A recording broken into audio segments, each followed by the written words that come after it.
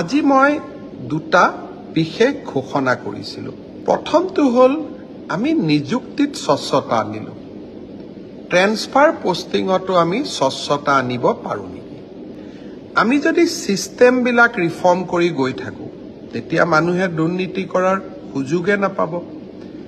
2 অক্টোবৰত আমি এটা পৰ্টেল উদ্বোধন কৰিম।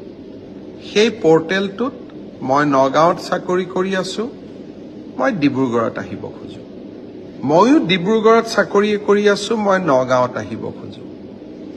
ইজনে সিজনৰ লগত কথা পাতি মই পৰ্টেলত আমাৰ আবেদন দুখন আপলোড কৰি দিম। পৰ্টেল 365 দিন খোলা থাকিব।